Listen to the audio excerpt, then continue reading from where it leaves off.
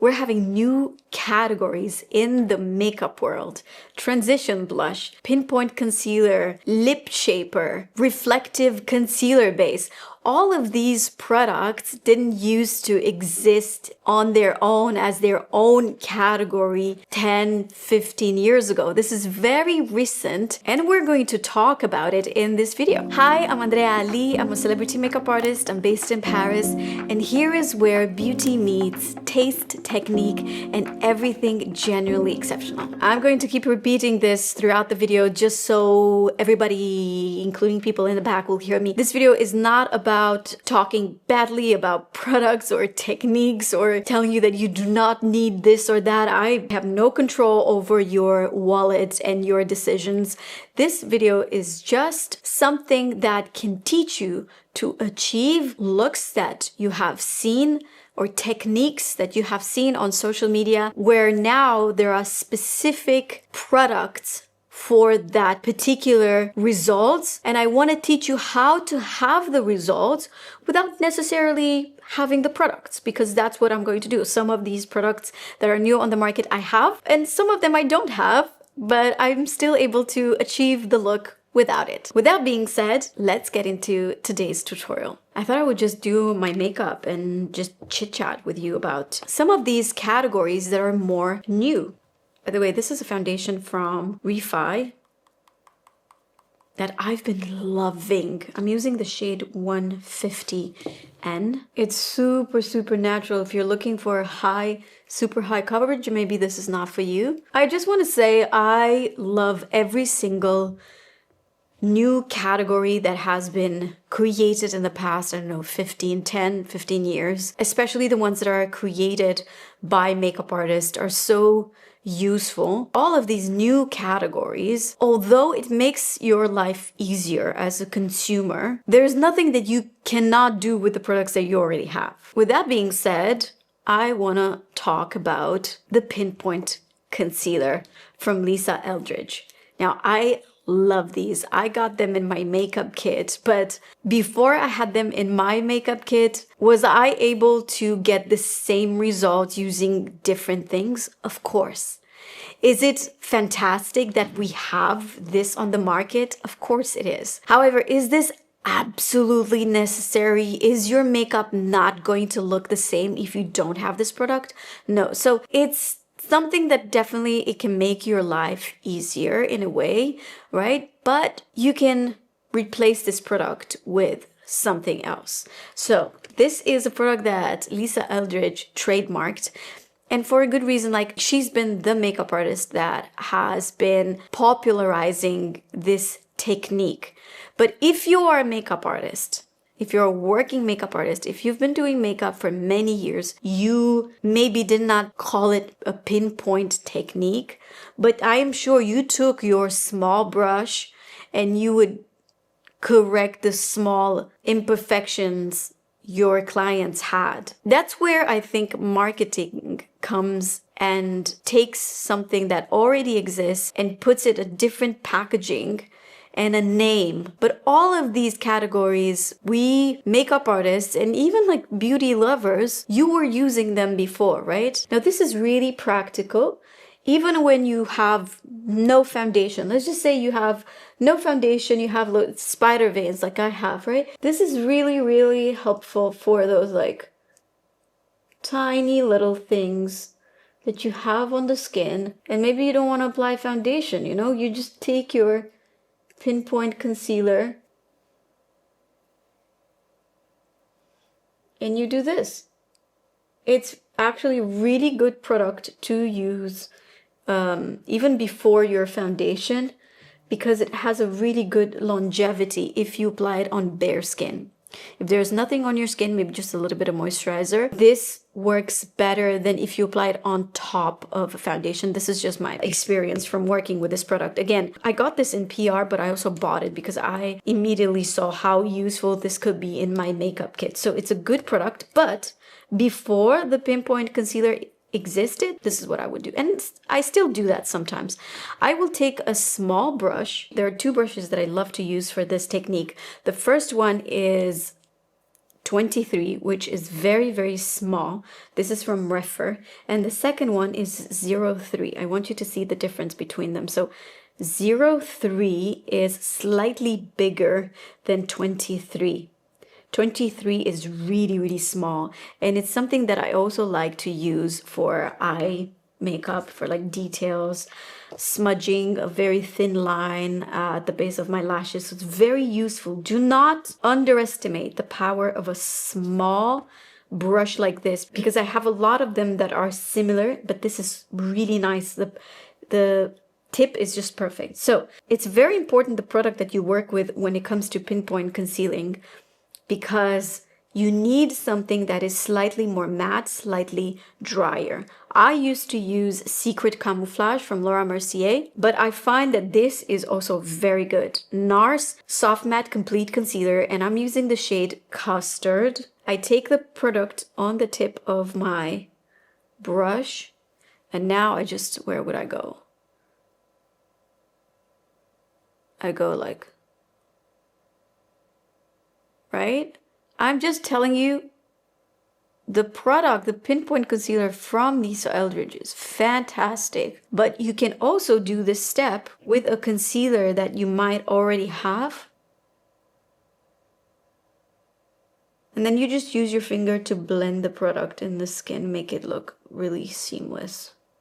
This is how you can skip a product like a Pinpoint Concealer with just a small brush and a more matte concealer. A second product that I have seen and I've stumbled across on TikTok is the reflective concealer base from a brand called Scrandie. Now this is a really good idea because it's a product that you're supposed to apply under your concealer to reflect the light. Now, bear with me, I don't have that product, but I have a lot of similar products in my studio. So the closest thing that I got from that one is the KJ Lite Gold. The whole idea about this product is that you're applying underneath your concealer. Callie is going to add here a video that we're going to find on TikTok with the way you're supposed to apply that reflecting base. And you'll see it's very similar with this, right? So basically they suggest you apply, can you get closer, that base before you apply your concealer for that light reflecting purpose. Now, of course, you're going to see a result immediately, especially if you have a hollowness. But that will work with, you know, just a hydrating highlighter. Of course, I'm sure that product is very good and it's, you know, it's created to be used under the eyes, no fragrance and all that. However, you can still, you know, do the job with something like this. I'm so sorry I don't have that product. I promise I will purchase it.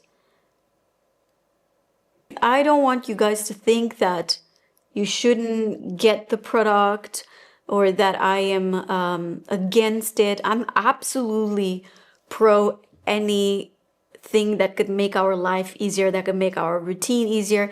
But I also don't want you to feel left out or feel like you're missing out huge if you don't have these exact products that are somewhat new on the market. So you're supposed to apply this light reflecting base before your concealer. Now I'm going to move on with my concealer. And the way they suggested is to not apply the concealer directly under your eyes, but to take it with a brush, which is exactly what I'm going to do. I took a Angie Hot and Flashy A506. Every time I say this, it puts a smile on my face. Now, as I apply the concealer, that hollowness disappears because there is that light reflecting product underneath. Is this working?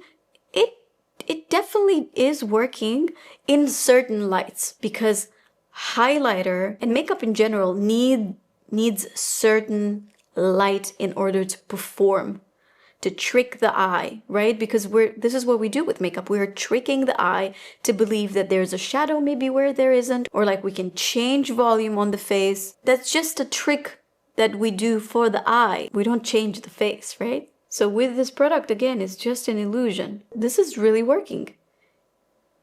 This is actually working to give you the illusion that the eye the under eye is more forward. So if you don't have the Scrandie reflective concealer base, you can reach out to your highlighter. And now we got to the category that has a lot of controversy right now, and I don't want to get into that. However, I just want to say I've been following Esther, and I've been seeing everything that she was posting, and I think she's a brilliant makeup artist, and she has this unique technique in order to have that perfect makeup. My makeup is always in between the clean girl and the full glam. Like, I'm not all the way a clean girl makeup because I do like coverage. I like, you know, a good cheek. I like a good defined brow, but I'm also not as glam personally, right? I'm not talking about what I do on clients. I'm not as glam as Esther. So I'm not going to try to recreate her technique. But I find that with the whole blush blindness situation that we're having right now, I'm going to teach you how to do the transition blush sort of like my way, what works for my lifestyle and for my age, without using any new products from this new sort of category. I'm sure they're absolutely amazing. I just don't have them. For having that beautiful transition on the blush, you need a blush. Whether it's cream or powder. I choose the powder one because I find that it's the easiest way to create this transition if you use powders. So I'm going to take something that I love on my skin that is very like saturated. And a brush, this one is from Nabla in collaboration with Mr. Daniel that we love. We love Mr. Daniel's makeup and his personality he's such a sweet guy. I'm going to apply the blush in between the nose and the eye. So here, right? I try to never go with my blush lower than this line, right? Because I want to lift my cheeks. I will apply this blush slowly right here and go towards the perimeters of my face. Now here's what happens when you apply a saturated blush that is very close to the eye. Already the skin here is not the same with the skin right here, right? The skin under the eyes, it's a lot thinner. You have wrinkles right here. So you will see this sort of very abrupt, very harsh line between your blush and your concealer. Now that's where this whole transition blush came from. This little space right here needed a fix. Now, the way I personally like to fix that is just by using my concealer brush. I didn't put any more product. Now I go over the edge. I just go over the edge like so. I feel like here I can see a little like spot of very focused blush. So I'm just gonna go over that as well. And now what you can do is take a bigger blending brush, take powder. It doesn't have to be a pink powder. I happen to love this powder for my under eyes. So I'm going to use this one. This is the Cherry Blossom from Huda Beauty. So I saturate my brush with this powder. I take a little bit of my blush. I test it on the back of my hand to see, okay, how much pigment is my brush going to have? So I feel like I need a little bit more of the blush to look something like this. And now just going under the eyes, right? Just to make my eyes very bright, I took my concealer brush and I apply whatever it was like. I didn't apply anything more. Whatever it was left on the brush right here on the inner corner. Now I'm going to take powder, the same powder with no blush, right? Just the powder alone. And I'm going to set my under eyes. And that is beautifully going to marry with, you know, the color of the blush. I don't like to go with my blush very, very close to the eye. It's just not my thing. I don't like the way I look. I find that already my face is so small and everything is like so narrow, especially in this part of my face. If I also bring my cheeks closer, because this is what the blush does, it lifts the cheek. If I bring the cheeks even closer to the eye, it just brings more volume here, which is not something that I want to that extent. So I'm going to stop here. I find that this lift is enough for me, but you can see the difference. You see here, you can totally see where the blush is exactly, right? And here, there's a smooth transition. Now, I achieved that just with my regular powder and my regular blush. What has changed are the tools. So I've used different tools in order to achieve that nice transition, to have the beautiful blending. Again, that is not to tell you that you do not need blush transition. This is just to tell you that you can achieve all of these things with the products that you already have. Also, if you're looking for a blush that can serve you as a transition blush, but also as like a very beautiful, delicate shade of blush, you could try these from Huda Beauty. Now I have these in my makeup kit and they are very, very useful. Look at these colors. They're so beautiful. It's exactly that kind of like transitional product that you would use to get from something darker to something lighter. But these shades in particular, I find them so beautiful, and that, you know, pastels that right now are very popular for the under eyes. They didn't used to be. Like, it didn't used to use these shades, I would say 10, 12 years ago. So it's definitely something more new. You know what? I'm going to use this makeup for a meeting that I have. I feel like I have a lot of blush, so I'm only going to do a little bit of mascara. And this is a tubing mascara from Merit. Can I be honest with you? I usually don't like tubing mascaras. I find that they don't hold the curl. They're just a little bit weird. But I've been loving this mascara. I think I know why this is so good. Because of the tiny brush. The tinier the wand, the better it is to really coat every single lash with mascara. Because let's face it, if you're using a big brush, a big wand, there is a high chance that you're staining your upper lid, right?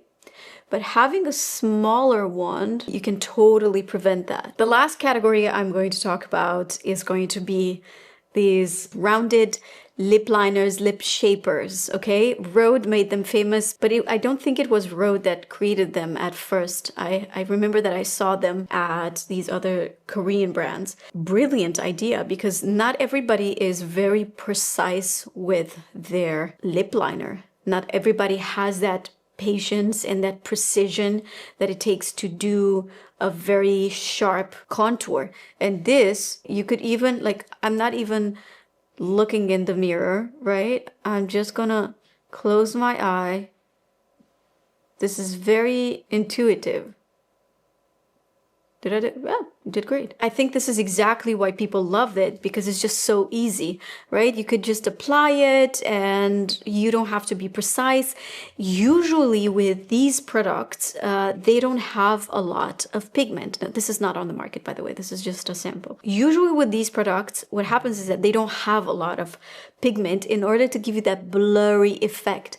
However, not a lot of pigment, very natural looking, it's gonna disappear very quick. What I suggest, if you don't have a lip liner like this with the rounded tip, I took a good old lip liner, the classic one that comes in the wood packaging. Now, after much reflection, I have to tell you, these classic formulas are the best. The long wear formulas are great because they're long wear, but you don't have the precision.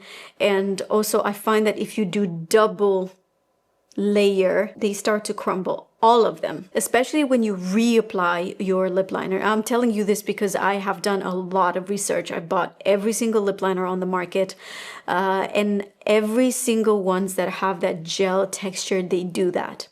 Also, it doesn't give you a lot of time to work before they set and you cannot really play around. Now, the advantages of the classic good old wood packaging lip liner is that you can contour your lips, make your lips look bigger, just like you do with the classic rounded tip. Then you either take your fingers, a Q-tip, or a brush to give it that blurry effect from the rounded tip. Now this is the only category where I say I prefer the classic lip liner over this, only because you have so much more options with a product like this. A product like this, you could have the effect of this, but the rounded tip will never give you the precision of a classic lip liner. So if you ever want to do something more precise, let's just say on the lower lip, where you know you want something that's more precise,